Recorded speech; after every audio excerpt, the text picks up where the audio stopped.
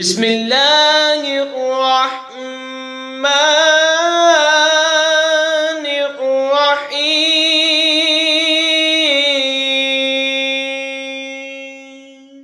وَإِذْ قَالَ إِبْرَاهِيمُ لِأَبِيهِ وَقَوْمِهِ إِنَّنِي بَرَاءٌ مِّمَّا تَعْبُدُونَ إِلَّا الَّذِي فَطَرَنِي فَإِنَّهُ سَيَهْدِينِ وَجَعَلَهَا كَلِمَةً بَاقِيَةً فِي عَقِبِهِ لَعَلَّهُمْ يَرْجِعُونَ بَلْ مَتَّعْتُ هَٰؤُلَاءِ وَآبَاءَهُمْ حَتَّىٰ جَاءَهُمُ الْحَقُّ وَرَسُولٌ مُّبِينٌ۔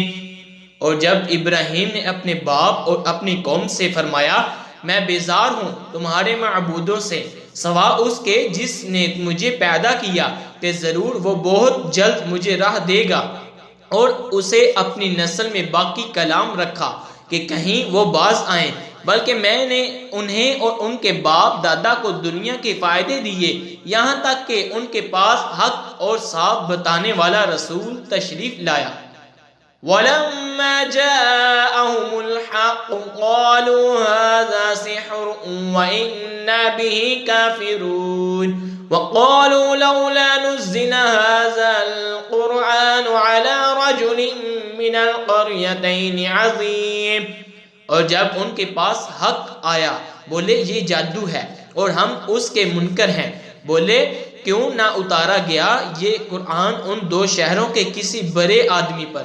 اَهُمْ يَقْسِمُونَ رَحْمَتَ رَبِّكَ نَحْنُ قَسَمْنَا بَيْنَهُم مَّعِيشَتَهُمْ فِي الْحَيَاةِ الدُّنْيَا وَرَفَعْنَا بَعْضَهُمْ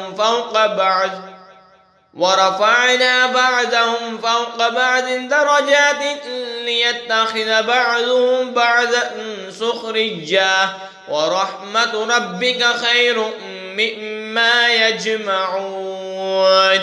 کیا تمہارے رب کی رحمت وہ بانٹتے ہیں؟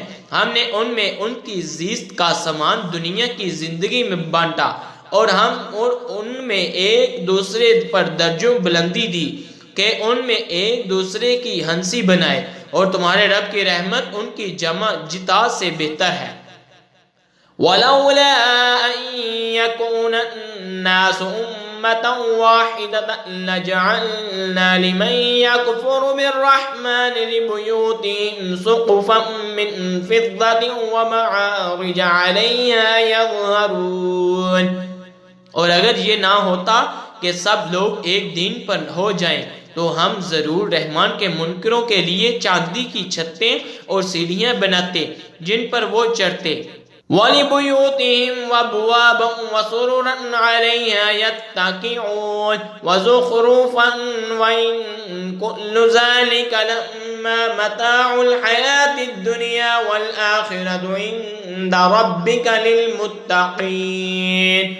اور ان کے گھروں کے لیے چاندی کے دروازے اور چاندی کے تخت جن پر وہ تکیہ لگاتے اور طرح طرح کی آرائش، اور یہ جو کچھ ہے جیتی دنیا ہی کا اسباب ہے، اور آخرت میں تمہارے رب کے پاس پرہیزگاروں کے لیے ہے۔ آمنت باللہ صدق اللہ